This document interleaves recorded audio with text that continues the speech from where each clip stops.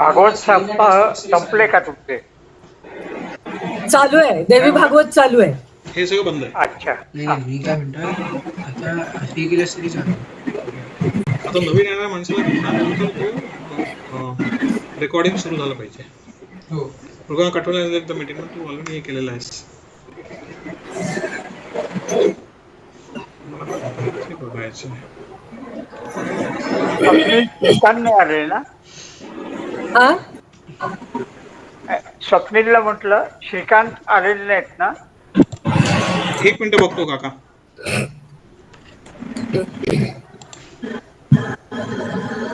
नाही अजून तरी नाही आले. ओके. बंद कर. रेकॉर्ड करायला येईलच नाही आता. नेक्स्ट प्रोग्राम माझा हेडसेट सुद्धा आहे. हो.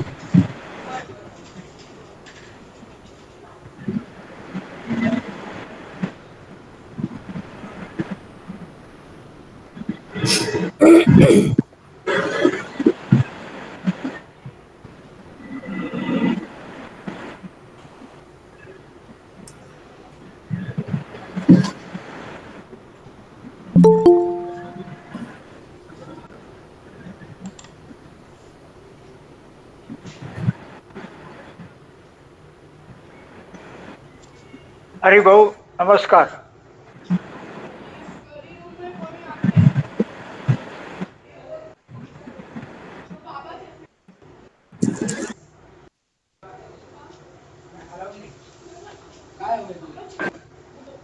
हे पाठव. तुम्ही अजून अमेरिकेतच आहात ना? नाही.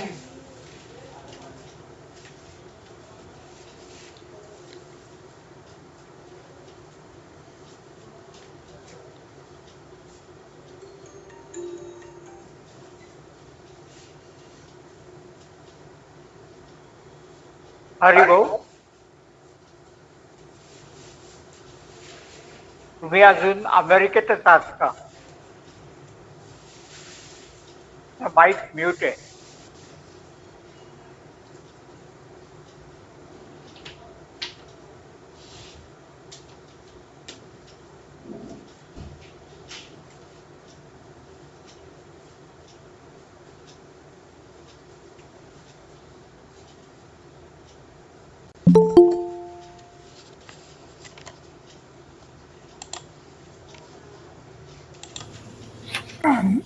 हो ऐकू येत आहे. हो ऐकू येते. हा कधी परत येणार? मी पुढल्या रविवारी निघणार इथून. हा. 23 तारखेला परत येणार. अच्छा. ओके. मी आज तुम्हाला एक व्हिडिओ पाठवलाय, तो तुम्ही जरूर बघा. हा बघितला नाही, म्हणजे फक्त ऑन करून पाहिला. हा नाही पण काँग्रेस आणि नेहमीच- RSS बद्दल ना? हो छान आहे. हा कोण आहे बोलणार? कोण आहे? त्यांनी त्याचं नाव सांग. कुलकर्णी म्हणून एक पत्रकार आहेत, अच्छा. संघाचेच कार्यकर्ते आहेत ते, पार्ल्यामध्ये हा असतात. हा याला बघतो.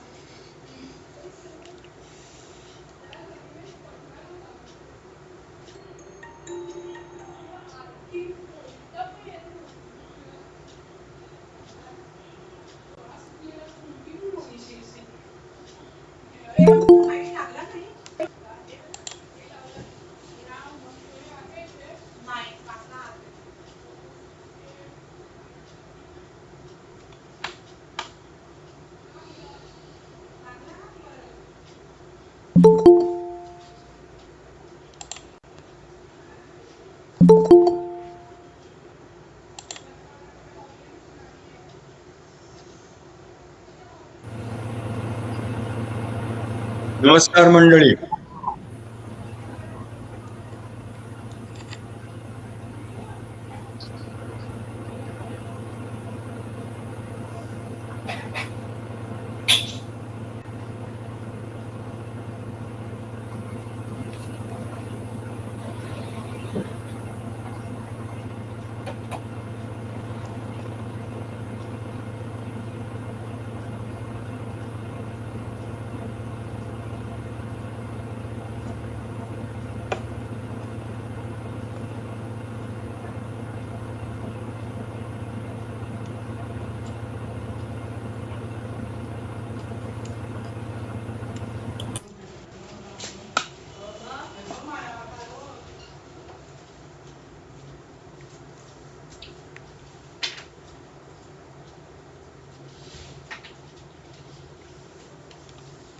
स्वप्नील, हो काका बोला. एक 2-3 मिनिटं थांबूया, ओके. नाही तर मग सुरू करू मग. हो चालेल. श्रीकांत काका जॉईन झालेले आहेत ऑलरेडी. हो हो.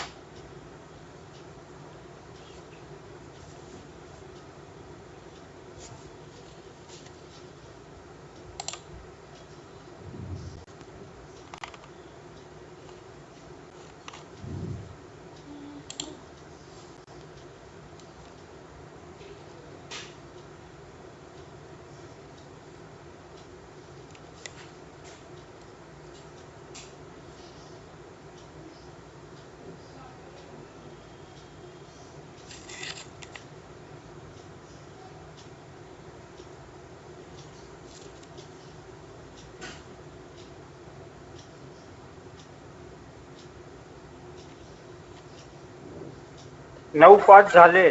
मला वाटतं आपण सुरू करूया. ओके. लोक येत राहतात.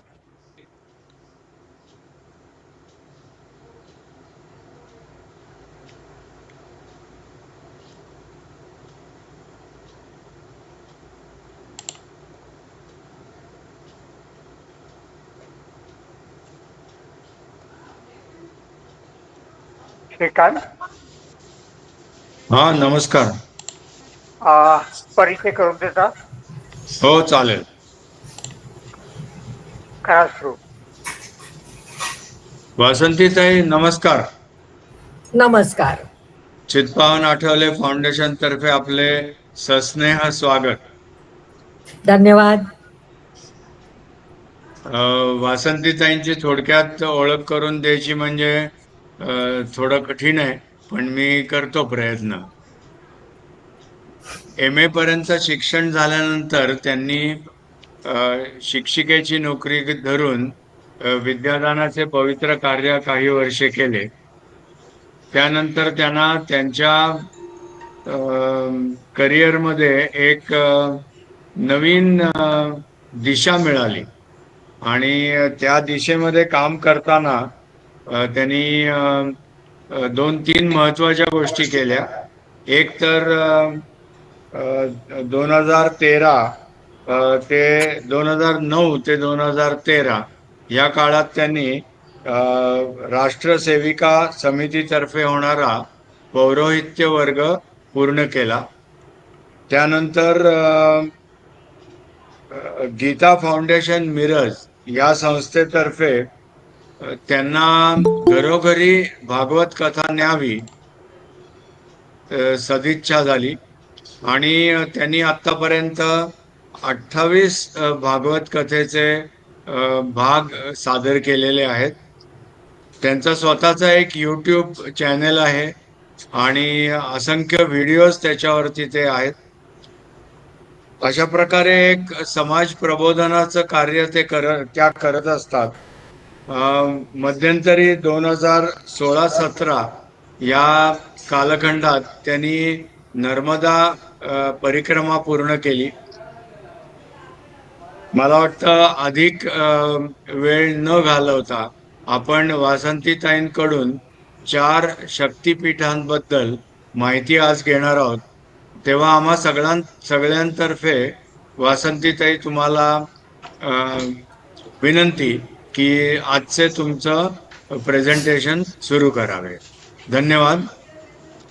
ठीक आहे, मी माझं सुरू करते.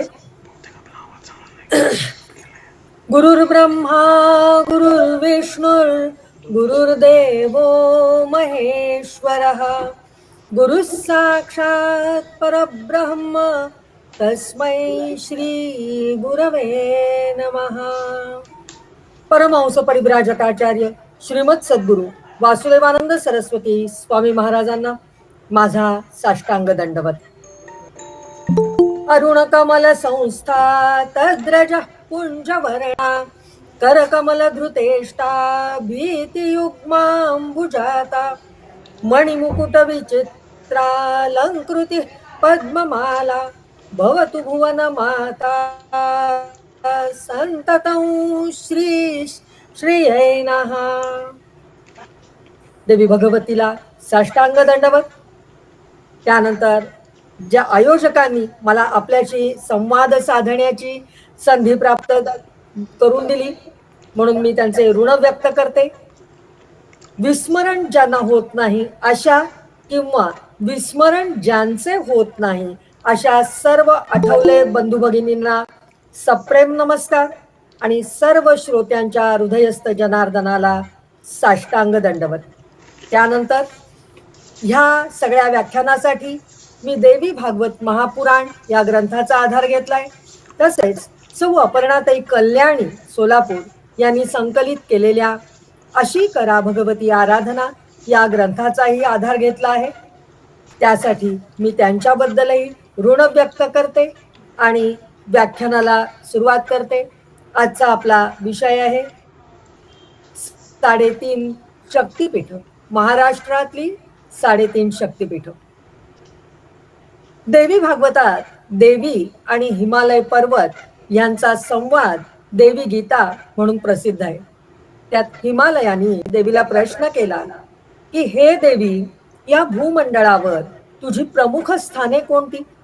तेव्हा देवी म्हणाली, हे नगेशा, मीच सर्वांचे अधिष्ठान असल्या कारणाने सर्व भूमीच माझे स्थान आहे. काल स्वरूप मीच आहे, त्यामुळे कोणत्याही काळी माझ्या व्रताचे अनुष्ठान केले तरी ते मला प्रियच आहे. पण तरीही तुला सांगते ते नीट ऐक. दक्षिणेकडे करवीर नावाचे क्षेत्र म्हणजे आजकालचे कोल्हापूर, तेथे मी लक्ष्मी रूपात राहते. दुसरे स्थान मातापूर म्हणजे आजकालचे माहूर, तिथे मला रेणुका म्हणतात. तिसरे स्थान तुळजापूर, येथे भवानी रूपात राहते. आणि चौथे स्थान सप्तशृंग पर्वतावर आहे, तेच सप्तशृंगी होय किंवा वणीची देवी म्हणून प्रसिद्ध आहे. पुढे अनेक ठिकाणं देवीने सांगितली आहेत व शेवटी ती म्हणते, ही सर्व पुण्यक्षेत्रे एकाच स्थानी आहेत, ते स्थान म्हणजे काशी. देवी भक्त जर काशी क्षेत्रात वास्तव्य करून या क्षेत्राचे दर्शन घेणे, देवीचा जप करणे, भगवतीच्या चरणांचे ध्यान करणे असा नित्यक्रम आचरील तर तो भवबंधापासून मुक्त होईल. त्याची सर्व पाप नाश पावतील. म्हणूनच आपण म्हणतो काशी सजावे नित्य वदावे. 84 लक्ष योनींनंतर आपल्याला दुर्लभ असा नरदेह प्राप्त झालाय. त्याचा साधन म्हणून उपयोग करून परमात्मा प्राप्ती करून घेणे हेच आपले ध्येय आहे आणि असले पाहिजे. त्यासाठीच मूळ माया भगवती देवी हिची उपासना केली पाहिजे. म्हणजेच पुनरपि जननम पुनरपि मरणम पुनरपि जननी जठरे शयनम. हे आपण बोला, जगदंब उदयोस्तु उदयोस्तु उदयोस्तु. देवीची मंदिरे संपूर्ण भारतात अनेक ठिकाणी आहेत. त्यातल्या काही निवडक जागृत स्थानांविषयी आपण माहिती करून घेत आहोत. थोडक्यात त्याची पार्श्वभूमी अशी आहे ती पाहूया. ब्रह्मदेवाचे 7 पुत्र ज्यांना आपण सप्तर्षी म्हणून ओळखतो, त्यातीलच एक सप्तर्षी म्हणजे महाप्रतापी दक्ष राजा. तो क्षिप्रा नदीच्या काठी बृहस्पती नगरात राज्य करत होता. त्याला अनेक कन्या होत्या. त्यापैकी एक दाक्षायणी किंवा सती ही भगवान शंकरांची पत्नी होती. जगदात्मा सदाशिव ज्याला ब्रह्मा विष्णूही वंदन करतात, वेद आणि शेष ज्याचे स्तवन करतात, त्या जगदीश्वराचा महिमा जाणून न घेता दक्ष प्रजापती शिवाची निंदा नालस्ती करीत असे. ह्या दक्ष प्रजापतीने दधीची ऋषींच्या आदेशाने एकदा एक महायज्ञ करण्याचे ठरवले. सर्व देवदेवतांना आग्रहाची निमंत्रणे पाठवली, परंतु शंकराला काही आमंत्रण पाठवलं नाही. दाक्षायणीला महायज्ञाबद्दल कळलं आणि आमंत्रण नसूनही मात्या पित्यांना भेटण्याच्या तीव्र इच्छेने ती निघाली. शंकराने नंदी आणि भूतगण बरोबर दिले. नंदीवर बसून भूतगणांसह पार्वती महायज्ञात सहभागी होण्यासाठी आली. पण कोणीच तिची दखल घेतली नाही. बहिणीने तिला हिणवलं. आईने तिला पाहिलं. तिचं रूप, गळ्यात रुद्राक्षांच्या माळा, शंखांचे हार, कपाळी भस्म, केसांच्या जटा हे पाहून आईला अतिशय दुःख झालं. एकट्या महेश्वराला वगळून दक्ष प्रजापतीने सर्व देवांना आमंत्रण दिल्याचे तिच्या लक्षात आले आणि आपल्या पतीची मानहानी आपल्या पित्याने केली आणि वर त्याची निंदाही करतो आहे हे तिला सहन झाले नाही. आणि ती म्हणाली, माझ्या पतीची निंदा मला सहन होत नाही. ती ऐकणं मला शक्य नाही. ती निंदा करणारा दुसरा कोणी असता तर मी त्याचा घात केला असता, पण प्रत्यक्ष पिता ही निंदा करतो आहे, त्यामुळे पित्याने दिलेल्या या शरीराचा मी त्याग करते.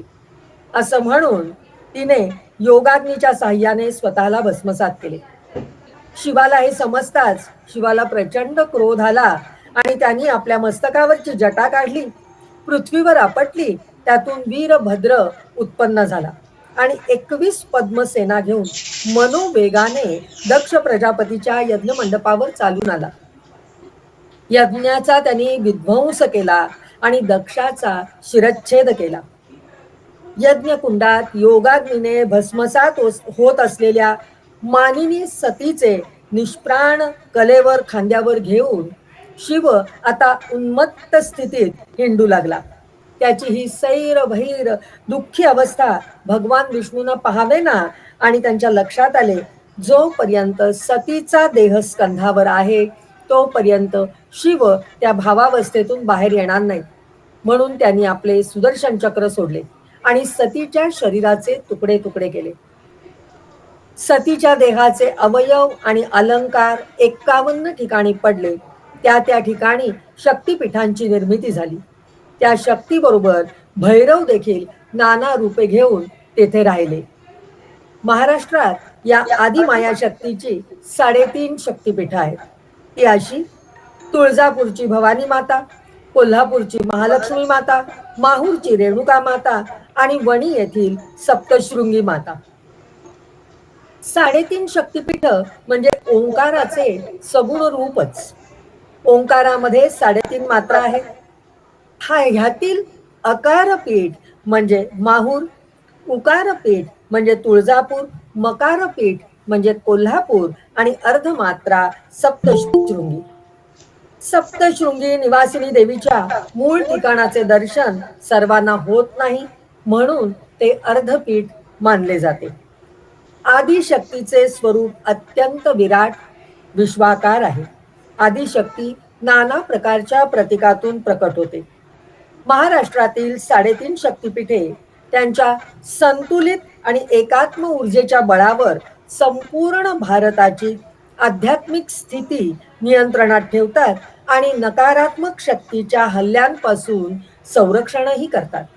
म्हणूनच अनेक शतकांपासून भारत विविध स्वरूपातील नकारात्मक शक्तींच्या भयंकर अशा हल्ल्यापासून सावरत आहे. महाराष्ट्रात एकवटलेल्या स्वयं उत्पन्न 3.5 शक्तिपीठातून शक्तीच्या सक्रिय प्रवाहामुळे महाराष्ट्राला अनेक संतांच्या वंशाचा लाभ झाला आणि सनातन हिंदू धर्म आजही महाराष्ट्रात अस्तित्वात आहे. महालक्ष्मी पीठ हे शक्तीचे वलय स्वतःभोवती फिरत असल्याचे दाखवते. भवानी पीठ त्याच्या केंद्रबिंदूपासून क्रियाशक्तीचे किरण उत्सर्जित करून कार्य करते, तर रेणुका पीठ क्षात्र तेजाचे किरण उत्सर्जित करते. म्हणजेच महाराष्ट्रात इच्छा, क्रिया आणि ज्ञान या 3 शक्तिपीठांचे आसन आहे आणि त्याच्या मस्तकावर मुकुट धारण करणारे वणीचे निर्गुण असे शक्तिपीठ आहे. चला तर पाहूया तुळजापूर वासिनी श्री भवानी आईची महती. कृतायुगाच्या काळात दंडकारण्यातील दिंडर वनाच्या सीमेवरील निसर्गरम्य तपोभूमीमध्ये कर्दम नावाचे सत्वस्थ तपोनिधी ऋषी होते. त्यांची भार्या अनुभूती आणि एक पुत्र असं कुटुंब होतं. दुर्दैवाने ऋषींचा अंत झाला आणि अनुभूतीला वैधव्य प्राप्त झाले आणि दुःखाने गांजून गेलेल्या, कोमेजून गेलेल्या अनुभूतीने मंदाकिनी नदीच्या निसर्गरम्य परिसरात घोर असं तप सुरू केलं. एकदा समाधी अवस्थेत असताना कुकुरा नावाच्या असुराची तिला जाणीव झाली आणि तिची समाधी भंगली. आदिशक्तीच्या आराधनेमुळे अष्टभुजा आदिशक्ती धावून आली आणि देवी व कुकुर यांचे घनघोर असे युद्ध झाले. मायावी कुकुर निरनिराळी रूपे धारण करत होता. अखेर त्याने महिषाचे रूप घेतले. तो अजस्त्र मदोन्मत्त महिष म्हणजे रेडा भीतीदायक फुत्कार सोडीत भूमी उकरत उकरत देवीच्या अंगावर चालून आला. तिने त्याचे शिर तलवारीच्या एकाच घावात तोडले. कुकुर महिष रूपात असताना देवीने अश्विन शुद्ध दशमीला त्याचा वध केला आणि अनुभूतीचे शीलरक्षण केले. हीच आदिशक्ती रजोगुणाधिष्ठित महाशक्ती म्हणजेच तुळजा भवानी महिषासुरमर्दिनी होय. स्कंद पुराणातील सह्याद्री खंडात ही अद्भुत कथा आढळते. सोलापूर पासून 46 किलोमीटरवर तुळजापूर हे भवानी मातेचे निवासस्थान आहे. हे यमुनाचल पर्वताच्या बालाघाट डोंगराच्या माथ्यावर वसलेले आहे. श्री भवानी मातेचे मंदिर बालाघाट डोंगराच्या पश्चिम उतरणीवर आहे. उतरताना प्रथम नारद मूर्तीचे दर्शन घडते. पुढे गेल्यावरती प्रशस्त पुष्करणी लागते. तिलाच कल्लोळ तीर्थ असेही म्हणतात. त्याच्या समोरच गोमुख तीर्थ आहे. नंतर निंबाळकर दरवाजा, त्याच्या उजव्या हाताला गणेश मंदिर. दरवाजातून आत जाताच पूर्वाभिमुख मुख्य मंदिर. सभा मंडपाला 16 खांब बसून पश्चिमेला गूढ असा मंडप आहे. त्याच्या पश्चिमेला मंदिराचा गाभारा आहे. त्यातून आत एक उंच चांदीच्या सिंहासनावर आई भवानीची देखणी मूर्ती आहे. ही मूर्ती काळ्या शाळीग्राम शिळेची असून सिंहवाहिनी आहे. ती अष्टभुजा आहे. तिच्या पायाखाली महिषाचे शव असून जवळच त्याचे शिर पडलेले आहे. हातात विविध आयुधे धारण केलेली आहेत. मुख्य गाभाऱ्यात समोरील रंगमंडपात एक पितळी सिंह आहे. उत्तरेस शयनगृह असून त्यात एक चांदीचा पलंग आहे. त्याच्यावर एक लहानसा पाळणा असून विश्वाला जन्म देणाऱ्या आदी मातेच्या मातृत्वाच्या या खुणा आहेत. भक्तांच्या हाकेला त्वरित धावून येणारी म्हणून तिला त्वरिता असं नाव मिळाले आणि ह्याच शब्दापासून तुरजा व कालांतराने तुळजा किंवा तुळजा भवानी असे नाव प्रचारात आले. आई भवानीची पूजा दिवसातून 4 वेळा होते. सकाळचे चरणतीर्थ आणि रात्रीची प्रक्षालन पूजा या उपपूजा होतात. प्रत्येक मंगळवारी मंगलवाद्यांच्या निनादात मातेचा छबिना काढण्याचा प्रघात असून नवरात्र महोत्सव मोठ्या उत्साहाने साजरा करतात. तुळजापूरची भवानी माता महाराष्ट्राची कुलस्वामिनी असून क्षात्र तेजाला प्रेरणा देणारी स्वातंत्र्य प्रेरक शक्ती आहे. शिवाजी महाराजांची आराध्य देवता आहे. वासुदेवानंद सरस्वतींची कुलदेवता असलेली ही तुळजाभवानी माता भुक्ती मुक्ती प्रदायिनी अशी आहे. भक्तांना सौख्य, आनंद, वैभव देणारी असून पराक्रमी पुरुषांना सामर्थ्य देणारी आहे. याच जगदंबेने महाराष्ट्राचे सत्व आणि स्वत्व जागृत ठेवले आहे. राम वरदायिनी असे सुद्धा या देवीला म्हटले आहे. स्वामी महाराजांनी तिची स्तुती केलेली आहे. ती एक दोन कडवी बघूया आणि पुढे जाऊया. नमोस्तुते महादेवी शिवे कल्याणी शांभवी प्रसीद वेद विनुते जगदंब नमोस्तुते जगतामादिभूतात्वं जगत्वं जगदाश्रया एकाप्यनेक रूपासि जगदंब नमोस्तुते सृष्टिस्थिति विनाशानां हेतुभूते मुनिस्तुते प्रसीद देव विनुते जगदंब नमोस्तुते सर्वेश्वरि नमस्तुभ्यं सर्वसौभाग्यदायिनी सर्वशक्तियुते नन्ते जगदंब नमोस्तुते जगदंब नमोस्तुते जगदंब उदयोस्तु उदयोस्तु उदयोस्तु. चला तर जाऊया महालक्ष्मीच्या दर्शनाला कोल्हापूरला. फार प्राचीन काळी गंगेच्या काठी काही थोर ऋषीगण कश्यप मुनींच्या नेतृत्वाखाली यज्ञयाग करत असत. एक दिवस महर्षी नारद तेथे गेले आणि त्यांनी त्या ऋषींना विचारले की अशा प्रकारे यज्ञयाग करून तुम्ही काय साधणार आहात.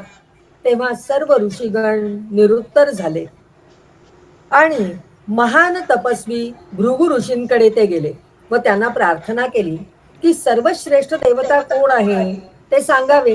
तेव्हा भृगु ऋषी सत्यलोकात ब्रह्मदेवांकडे गेले. सृष्टीकर्ता ब्रह्मदेव सरस्वतीसह वार्तालाप करत बसले होते. त्याच्यात ते मग्न असल्यामुळे ऋषी बराच वेळ हात जोडून समोर उभे राहिले तरी त्यांच्याशी ब्रह्मदेव काहीही बोलले नाही.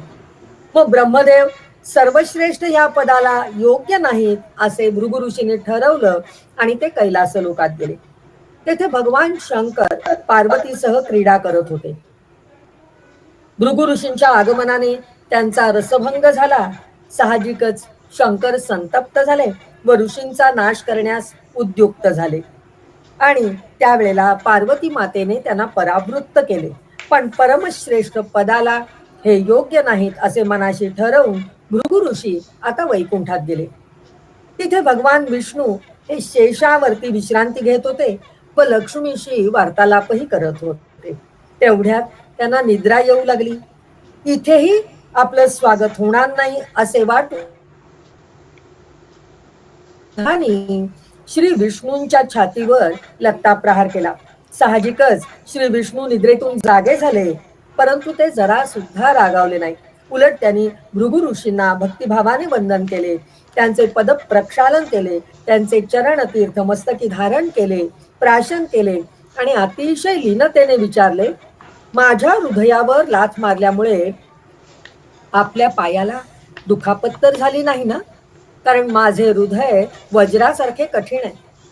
भगवान विष्णूंचा हा भक्तिभाव मनाचा मोठेपणा पाहून भृगु ऋषींनी त्यांची स्तुती केली व सर्व देवतात भगवान विष्णूच श्रेष्ठ आहेत असे सांगून कश्यपादी ऋषींना यज्ञाचे फळ भगवान विष्णूंनाच अर्पण करावयास सांगितले. पण भृगु ऋषींनी भगवान विष्णूंच्या हृदयावर लत्ता प्रहार केलेला पाहून महालक्ष्मीला मात्र अतीव दुःख झालं. ती संतप्त झाली आणि थेट कोल्हापुरात म्हणजे करवीर क्षेत्री येऊन राहिली. तिच्या पाठोपाठ भगवान विष्णू सुद्धा तेथे आले. अशी महालक्ष्मी कोल्हापुरात आली. कोल्हापूरचे श्री महालक्ष्मी मंदिर हेमाड पंथी बांधणीचे असून मंदिरातील 4 शिलालेखांवरून शालिवाहन शकाच्या 20व्या वर्षी हे मंदिर अस्तित्वात आल्याचे कळते.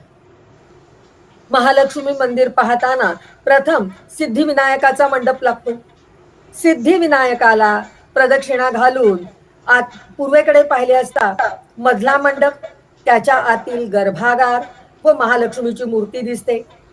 गणपती मंडपातून दर्शनास जात असताना उजव्या बाजूला महासरस्वतीचं मंदिर, डाव्या बाजूला महाकाली मंदिर लागते. गाभाऱ्यात प्रवेश केल्यानंतर डाव्या बाजूला जामदारखाना व प्रदक्षिणा मार्ग दिसतो. देवीच्या मूर्तीसमोर चांदीचे मखर आहे.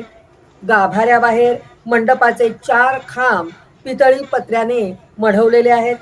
काही अंतरावर जय विजय यांच्या 2 भव्य चतुर्भुज अशा मूर्ती आहेत. दरवाजातून बाहेर पडल्यावर उत्तरेस जात असता उजव्या बाजूस श्रीयंत्राचे दर्शन घडते. पुढे महाकालीचे दर्शन घेऊन जवळच असलेल्या दगडी जिन्याने माडीवर जाता येते. वरही खालील प्रमाणे मंदिर आहे. प्रथम नंदी असून त्याच्या समोरच देवीच्या बरोबर डोक्यावर मातुर लिंग म्हणजेच महादेवाची पिंड असून त्याच्या मागे गणपती आहे. महालक्ष्मी मंदिरातून महाकालीच्या बाजूने पूर्वाभिमुख होऊन बाहेर पडताच उजव्या हाताला कीर्तिमुख उभा गणपती भिंतीवर दिसतो. त्यापुढे श्री व्यंकटेशादी मूर्ती दिसतात.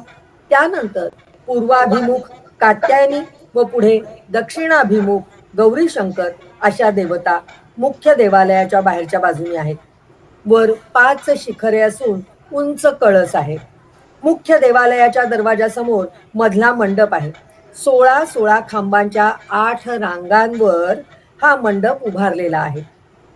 याच मंडपातून उत्तरेकडील महाकालीच्या व दक्षिणेकडील सरस्वतीच्या देवालयाकडे जाता येते. सरस्वती देवालयाच्या बाहेरच्या बाजूस राधाकृष्णाचे व शनीचे देवालय आहे. या मंडपाला जोडूनच गणपती मंडप आहे. त्याच्या पलीकडे उंच कठड्याबाहेर गरुड मंडप आहे. या मंडपाच्या पश्चिमेला एक चबुतरा आहे. त्यावर महालक्ष्मीची पालखी ठेवण्यात येते. महालक्ष्मी मंदिराभोवती भव्य प्राकार असून त्याला 4 दिशांना 4 दरवाजे आहेत. पश्चिमेकडील दरवाजास महाद्वार म्हणतात. उत्तरेकडील दरवाजास घाटी दरवाजा. या दरवाजावरील घुमटीत एक मोठी घंटा टांगलेली आहे. नगारखाना पश्चिम दरवाजाजवळ आहे. घाटी दरवाजाबाहेर दीपस्तंभाखाली अगस्ती लोपामुद्रेच्या मूर्ती आहेत. मंदिराजवळ पद्मसरोवर, काशीतीर्थ व मणिकर्णिका तीर्थ ही तीर्थे आहेत. या मंदिराच्या प्राकारात अनेक देवदेवतांची लहान मोठी मंदिर आहेत. या महालक्ष्मी मंदिराचं एक खास वैशिष्ट्य म्हणजे महालक्ष्मीच्या मूर्तीपुढे दगडी मंडप व त्याचे असंख्य खांब असूनही दिशा साधन करण्यात आलेले आहेत. विषुवदिनी म्हणजे सूर्य 2 वेळा विषुववृत्तावर येतो तेव्हा मावळत्या सूर्याचे संपूर्ण किरण महालक्ष्मीच्या मुखावर व सर्वांगावर पडून गाभारा प्रकाशाने उजळून निघतो. प्रतिवर्षी 20 मार्च आणि 22 सप्टेंबरला विषुवदिन येतो. या दोन्ही दिवशी महालक्ष्मीचा उत्सव चालू असतो. महालक्ष्मीच्या या अतिभव्य मंदिराचे कलात्मक शिल्प कौशल्य पाहून आपले मन प्रसन्न होते. श्री महालक्ष्मीची मूर्ती काळ्या रत्नशिलेपासून बनवण्यात आलेली आहे. मूर्ती अत्यंत सुंदर असून चतुर्भुज आहे. श्री महालक्ष्मीच्या वरच्या उजव्या हातात मातुरलिंग व डाव्या हातात पानपात्र आहे. मस्तकावर मुकुट आहे. त्यावर शेषाने छाया धरली असून मूर्तीच्या भ्रूमध्यावर पद्मरागिणी आहे. मूर्तीच्या मागे सिंह उभा असून मागच्या बाजूस चांदीची प्रभावळ आहे. भक्तवत्सल जगन्माता, जगदानंददायिनी, करवीर निवासिनी अंबा माता सर्व कल्याणाची कल्याण रूपिणी आहे. सर्व मनोरथांची साधिका आहे. या मंगलकारिणी वरदायिनी महालक्ष्मीचे दर्शन घेतल्याने सर्वांगीण संपन्नता सफलता प्राप्त होते असा अनेकांचा अनुभव आहे. आता या महालक्ष्मीला नमस्कार करून जाऊया रेणुका देवीच्या भेटीला. या देवी सर्वभूतेषु लक्ष्मी रूपेण संस्थिता. नमस्तस्यै नमस्तस्यै नमस्तस्यै नमो नमः. या देवी सर्वभूतेषु शक्तिरूपेण संस्थिता. नमस्तस्यै नमस्तस्यै नमस्तस्यै नमो नमः. या देवी सर्वभूतेषु मातृरूपेण संस्थिता. नमस्तस्यै नमस्तस्यै नमस्तस्यै नमो नमः. माहुरगड निवासिनी श्री रेणुका देवी. भागीरथी नदीच्या तीरावर कान्यकुब्ज नावाचे एक नगर होते. रेणू नावाचा राजा तिथे राज्य करीत होता. तो इक्ष्वाकू या सत्यवचनी राजाचा पुत्र होता. कन्येच्या प्राप्तीसाठी गौतम ऋषींच्या आज्ञेवरून त्यांनी एक यज्ञ आरंभला आणि त्या यज्ञातून एक अत्यंत सौंदर्य संपन्न स्त्री अवतीर्ण झाली. रेणू राजाने या अग्निजा कन्येचं नाव रेणुका असे ठेवले. या रेणुकेने स्वयंवरात रुचिक पुत्र जमदग्नींच्या गळ्यात वरमाला घातली. रेणू राजाने रेणुकेचा जमदग्नींशी मोठ्या थाटाने विवाह करून दिला. अशा रीतीने रेणुका ऋषीपत्नी झाली. भागीरथी तीरावरील महोदय नगरीत रेणुका जमदग्नींबरोबर राहू लागली. त्यांना कालांतराने वसु, विश्वावसु, बृहद्भान व बृहत्कण्व असे 4 पुत्र झाले. नंतर विष्णूने तिच्या उदरी जन्म घेतला आणि ह्या पुत्राचे नाव परशुराम असे ठेवण्यात आले. परशुरामाचे बळ, तप, धैर्य पाहून जमदग्नी अतिशय आनंदित झाले. रेणुका मातेनेही परशुरामाला मोठ्या प्रेमाने आशीर्वाद दिला, पुत्रा तू चिरंजीव होशील. जमदग्नींच्या आश्रमानजीक भागीरथी नदी वाहत होती. चित्ररथ गंधर्व आपल्या भार्यांसह एकदा तिथे जलक्रीडा करण्यासाठी आला. त्याच वेळेला रेणुका नदीवर पाणी आणण्यासाठी गेली. तिने ते सगळं दृश्य पाहिलं आणि तिच्या मनात आलं की इथे जमदग्नी असते तर मीही अशीच क्रीडा केली असती. परंतु महत् प्रयासाने रेणुकाने आपला विचार आवरला, मनातून काढून टाकला आणि ती आश्रमात परतली. पण आश्रमात परतताच जमदग्नी तिच्यावर कडाडले. मूर्ख स्त्रिये, तुझ्या मनात विलासी विचार उद्भवलेच कसे? यावर ती म्हणाली, माझा पती हाच माझा परमेश्वर आहे. त्याच्याशिवाय इतर कोणाचीही इच्छा मी कधीच करणार नाही. पण जमदग्नींचा कोप अनावर झाला. त्यांनी आपल्या पुत्राला वसूला बोलावलं आणि आज्ञा केली की आईला मारून टाक. वसूने नकार दिला.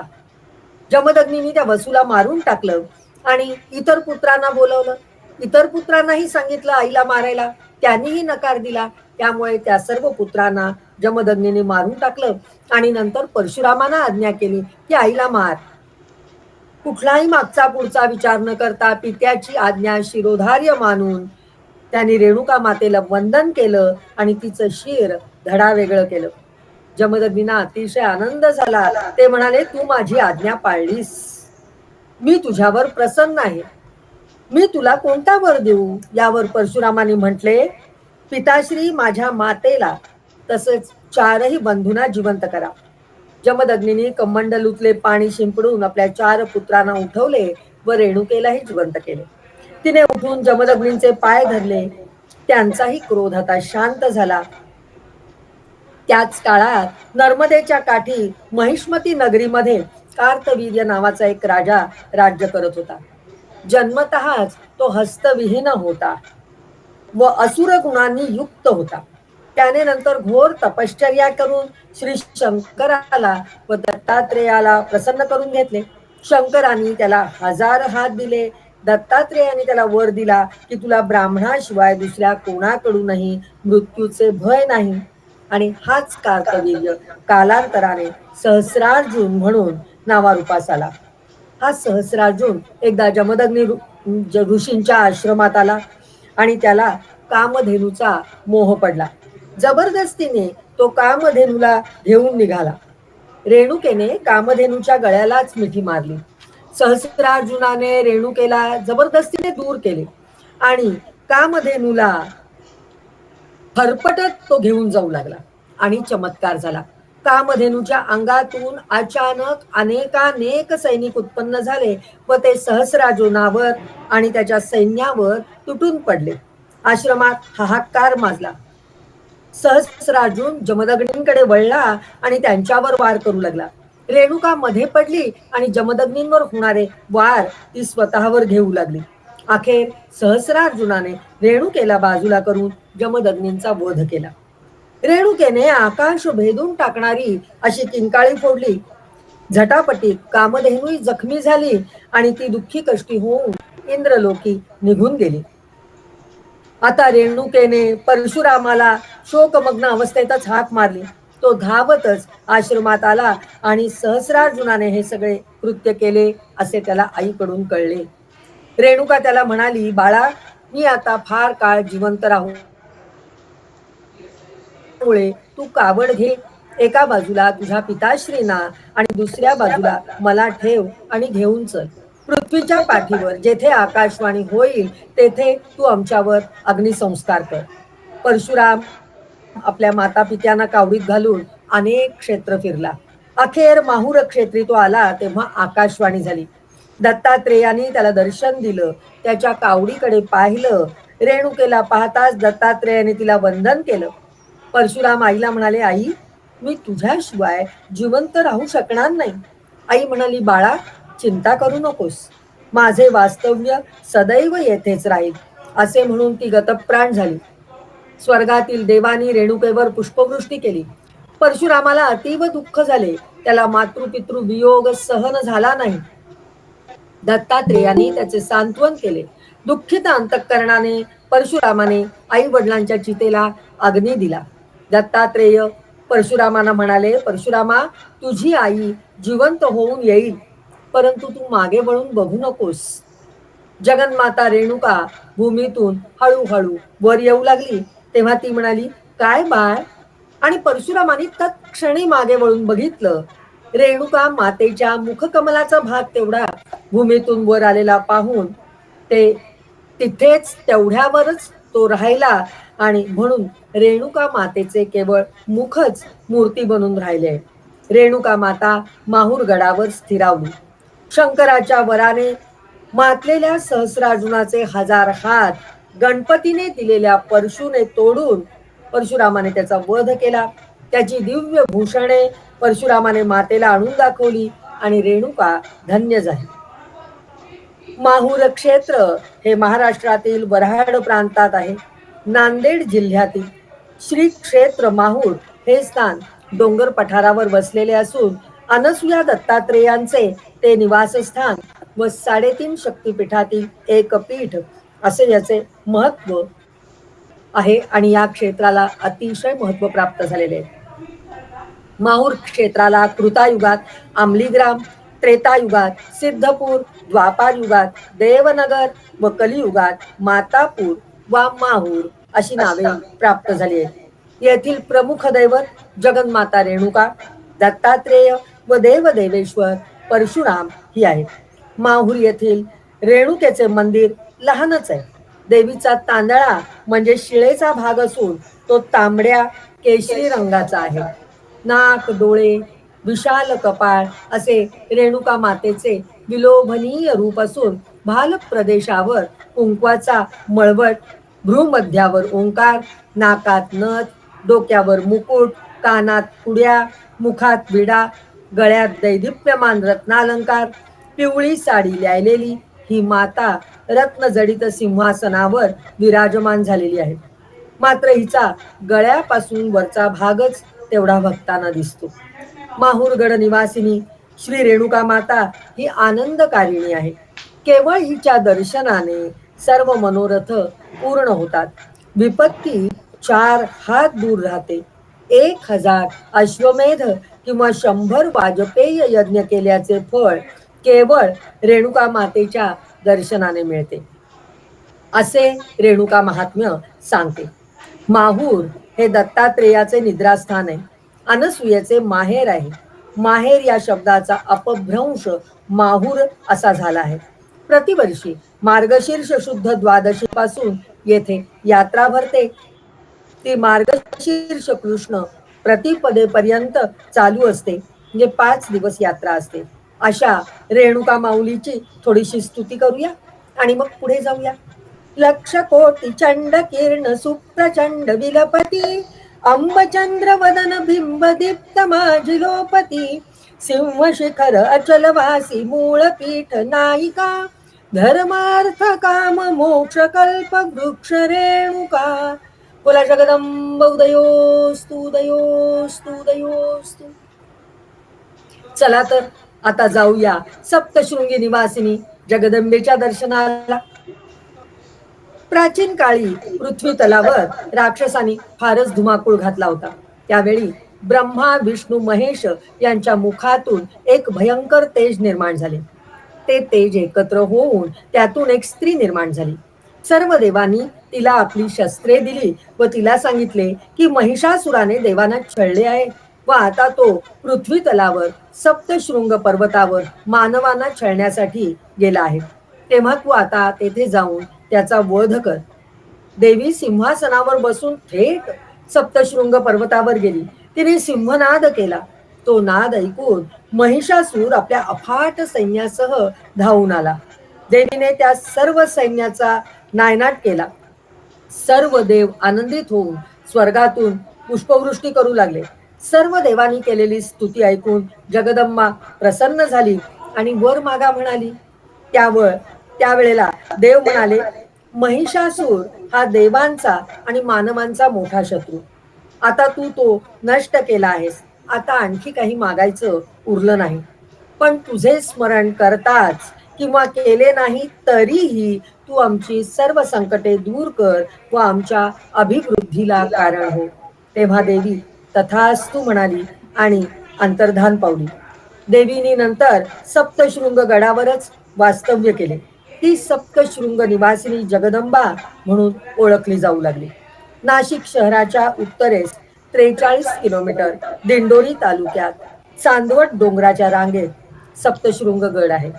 या गडाला 7 शिखरे असल्यामुळे त्याचे सप्तशृंग असं नाव पडले आहे. या गडावर इंद्राणी, कार्तिकेयी, वाराही, वैष्णवी, शिवा, चामुंडा व नारसिंही या 7 देवता सप्तशृंग गडाच्या 7 शिखरांवर वास्तव्य करतात. याच गडाच्या पायथ्याशी वणी नावाचे गाव आहे. साहजिकच सप्तशृंग निवासिनी मातेला वणीची देवी असेही संबोधले जाते. सप्तशृंग गावापासून देवीच्या मंदिरात जाण्यापूर्वी 473 पायऱ्या चढाव्या लागतात. पहाडात गुहाकृती अशी 18-19 फूट उंचीची कपार असून तेथे कोरलेल्या महिरपी खडकामध्ये श्री सप्तशृंग देवीची मूर्ती आहे. ती 10-12 फूट उंच असून तिला 18 हात आहेत आणि तिच्या प्रत्येक हातात एक आयुध आहे. मणिमाळा, कमळ, खड्ग, वज्र, गदा, चक्र, त्रिशूळ, कुऱ्हाड, शंख, घंटा, पाश, शक्ती, दंड, ढाल, धनुष्य, पानपात्र व कमंडलू ही आयुधे तिच्या हातात शोभून दिसतात. मातेच्या विशाल भाल प्रदेशावर मोठे कुंकू, तेजस्वी डोळे, रेखीव भुवया, नाकात नथ, डोक्यावर मुकुट असल्यामुळे देवीचे रूप विलोभनीय दिसते. मूर्ती शेंदूर चर्चित असून रक्तवर्णी आहे. ती पूर्वाभिमुख असून तिची मान दक्षिणेकडे झुकलेली आहे. समोरच्या डोंगरात मार्कंडेय ऋषींचा आश्रम असून तिथे ते पुराण कथन करीत असतात. ते नीट श्रवण करता यावे म्हणून मातेने आपली मान किंचित कलती करून आपला डावा हात कानामागे टेकवून आश्रमाकडे लावलेला आहे. अशी कथा तिच्या कलत्या माने संबंधी सांगितली जाते. मातेची नित्य षोडशोपचारे समंत्रक पूजा होते. पंचामृत स्नान प्रत्येक मंगळवारी व शुक्रवारी घालण्यात येते. पूजेनंतर महानैवेद्य अर्पण करण्यात येतो. वाद्यांच्या गजरात मातेची रोज 3 वेळा आरती होते. या देवीला जे वस्त्र साडी लागते ते 18 वारांचे असून पूजेच्या नंतर देवीच्या मुखात विडा देतात. मूर्ती फारच उंच असल्याने पुजारी शिडीवर चढून पूजा करतात. देवळाचा परिसर 200 एकराचा असून अनेक औषधी वनस्पतींनी तो संपन्न आहे.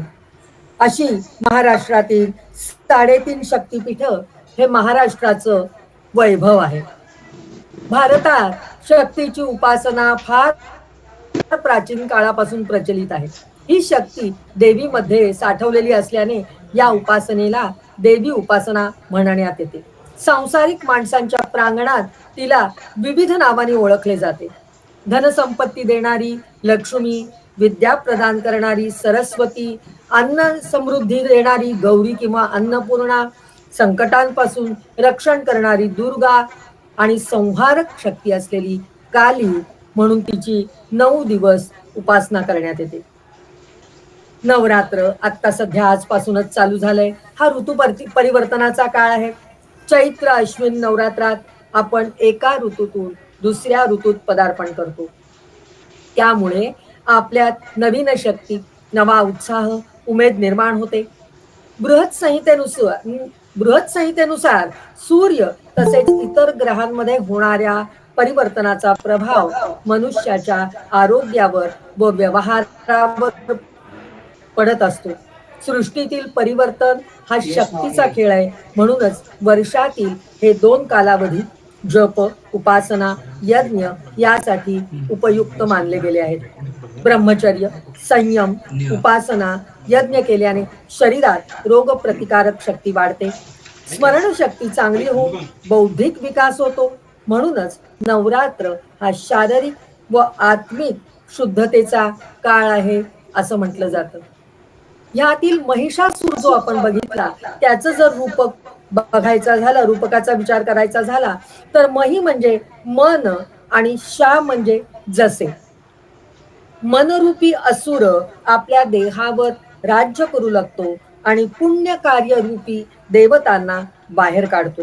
त्या मनावर विजय मिळवून देण्याची प्रेरणा जप, यज्ञ, तप, नियम, स्तुती याद्वारे मिळते. म्हणून नवरात्रात शक्ती उपासना करणे हे अत्यावश्यक आहे. कारण शक्तीशिवाय शिव हा शव होतो.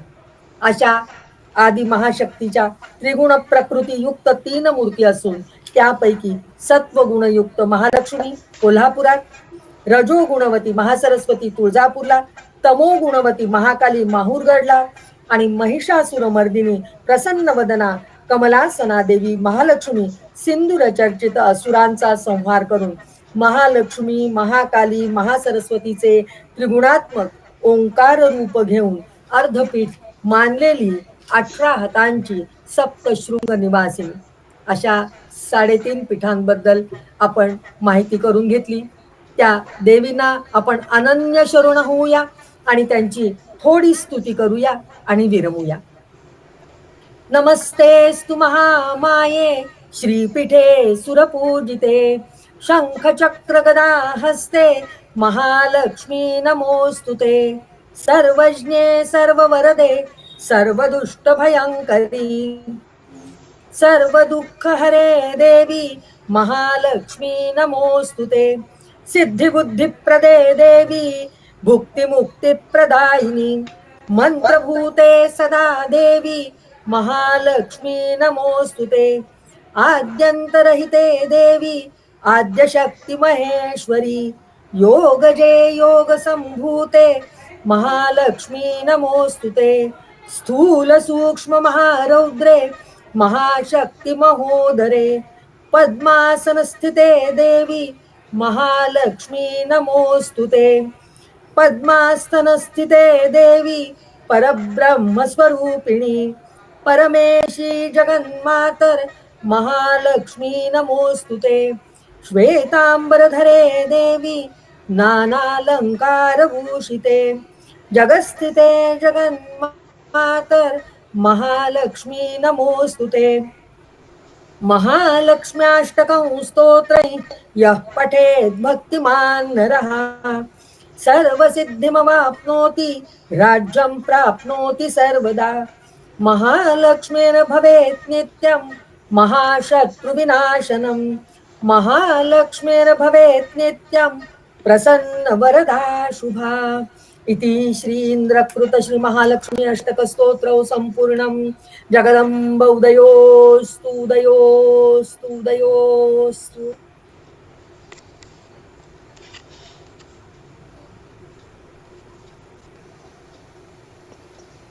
वाचन खूप छान.